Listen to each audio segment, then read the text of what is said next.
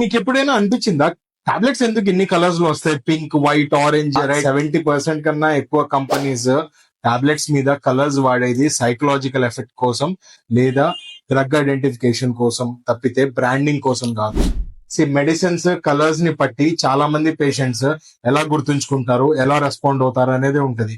For example, pain killers red and orange ఉంటే fast గా పనిచేస్తున్నాయని చెప్పి, బ్లూ ఆర్ వైట్ ఉంటే స్లీపింగ్ మెడ్స్ కి పనికొస్తాయని చెప్పి, పింక్ ఆర్ ఏమన్నా ఉంటే టేస్ట్ అపీల్ గా చాక్లెటీ గా కనిపిస్తాయని, కిడ్స్ కి అపీలింగ్ గా కనిపిస్తాయని చెప్పి కలర్స్ చేస్తారు.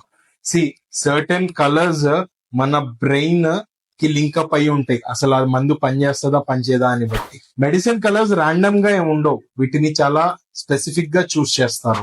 చాలా మంది పేషెంట్స్ లో ఈ కలర్స్ ఉండటం వల్ల వాటి మీద ఉన్న ట్రస్ట్, లేకపోతే ఏ బిళ్ళ ఏ కలర్ లో ఉందన్న రికగ్నైజేషన్ కోసం, లేకపోతే పిల్లల కోసం ఫ్రెండ్లీగా ఉండటానికి, అపీలింగ్ గా కనిపించడానికి వాడతారు. ఎనీహౌ మన బ్రెయిన్ లేదా కళ్ళు కలర్స్ తో ఎప్పుడు ఆడుకుంటానే ఉంటాయి.